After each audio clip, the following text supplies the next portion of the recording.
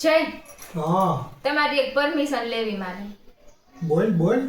આ બધી સ્ત્રીઓ કેમ ઘરની બહાર જઈને કામ કરતી હોય એમ છે ને, હવે મારે ઘરની બહાર જઈને થોડુંક કામ કરવું છે, થોડુંક આત્મનિર્ભર બનવું છે.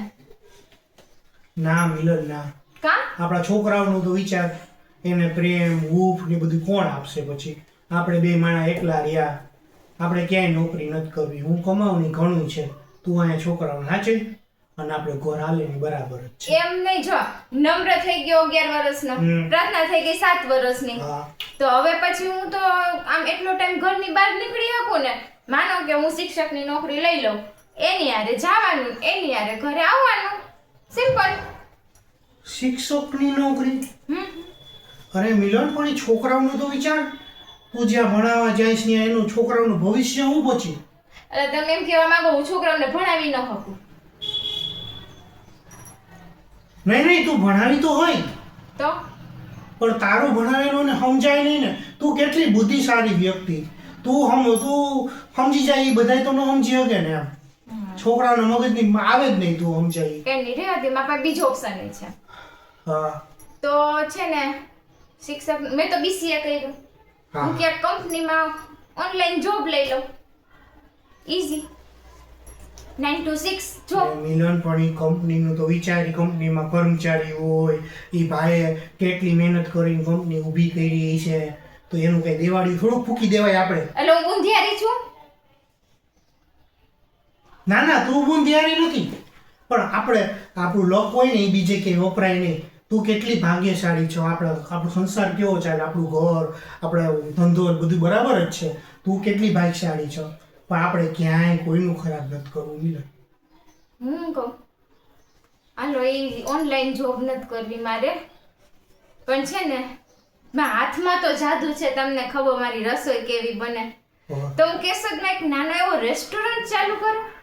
નહીં, એ તો જણાય નહીં હો. કા અરે ગામવાળાની સેહતનું તો વિચાર, કાંઈક કોકને થઈ જાય તો હું કેવું આપણે ફૂડ પોઈઝન કે કાંઈક બીજું કાંઈ ગમે. આ તમે બધા ઘરમાં ઘોડાની જેમ આટા મારો છો, એમને મારો છો? મારી રસોઈ નથી બનાવતી હું? તું તો રસોઈ સારી જ બનાવો છો, તારી રસોઈની ક્યાં તુલના થાય. અરે એકદમ આમ સ્વાદિષ્ટ રસોઈ બનાવો છો. પણ આપણે ઘરે બનાવતા હોય ને એમાં આપણો ભાવ હોય જમવાનો. મારા છોકરા હાટું બનાવવું અને એવો કેવો સરસનો ભાવ હોય, મા અન્નપૂર્ણાજીનો હાથ હોય આપણા ઉપર. ઘરની બહાર એવો ન હોય આપણો, હોય ને પછી ધંધામાં જ વિચાર લાગે. આપણાથી એવો સારો હાથ નો બે, સારી રસોઈ નો થાય. રેવા દો, અમારા પાસે હજી એક ઓપ્શન છે. અમે ભણતા ને વિવેકાનંદમાં, હા. મારી બેનપણી પ્રિયંકા હતી, એ મને એમ કહેતી કે મિલન, ઓહો તારો તો કોઈ અવાજ છે કર્ણપ્રિય, એમ સાંભળા જ કરી. તું સિંગર બની જાવ, ઘરે રિહર્સલ કરીશ, આજુબાજુમાં ક્યાંક કામ ગાવા જવાનું, ગીત ગાવા. એ ના હવે એમાં હું વાંધો હવે? હવે આ શેરીના ઢોરીએ એમાં કાનનો વિચાર તો કરી. લોકોનો આ શેરીવાળા બધાયનો કાનના ડોક્ટરે નથી ગામમાં, એક તો ઓછા. તે મારો અવાજ એટલો કર્કશ છે તે બધાયના કાનમાંથી આમ લોહી નીકળવા માંડશે. નહીં, તારો અવાજ તો એકદમ મધુર છે. પણ આ છોકરાને જો આને સીએ હે, આ ઓલી 10મું કરે, બાજુવાળાને કોકને નોકરીએ જવું હોય, અને તું સવારમાં એવું મધુર ગીત ગા, તો કોઈના કામ જ ન કરી શકે. એટલે એ આપણે કોઈના ધંધા ઉપર ને કોઈના ભણતર ઉપર તો પાટું મરાય જ નહીં.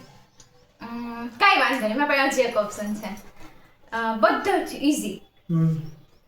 લાઈફ ઇન્સ્યોરન્સ LIC નું ચાલુ કરી દો, એક તારે વીમા ભરવાના બધાના. હે મિલન, ઈ તો હાવ રેવા દે તું. કા તું વીમા કરીને તો વીમા બધાના પાકવા મનશે ને, LIC બંધ થઈ જાય એમાં. જય, હું LIC કરવાનું કહું છું, હું કાંઈ યમરાજાની ચિત્રગુપ્ત નથી તે બધાના નામ ઉઠાવવા માંડીશ એમાંથી. પણ તારી ઉપર છે ને ભગવાનનો હાથ છે, તને ખબર તો છે. અને તું LIC કર એટલે તારી ઉપર તો ભગવાનનો હાથ છે, બધે પાકવા જ માંડે બધું. અને તો પછી ઈ શું થાય બધાયનું? ઈ બધાય ઉકળવા માંડે આમ ઉપર. ઈ બધાયનું તો જી થાવું હોય થાય, બધાયને ગારીઓ કરીને નાખો. તમારે મને ઘરની બહાર કેમ નથી નીકળવા દેવી કઈ કામ કરવા માટે? મિલન, હું તને સાચું ને, એ આખા ગામ ઉપર ઉપકાર છે, બરાબર? આખી દુનિયાએ હે ને મારો એહસાન માનવો જોઈએ કે મેં તને ઘરમાં આચવી છે. તારે હે ને ક્યાંય બહાર નીકળવું જ નહીં, અહીંયા જ રહેવું.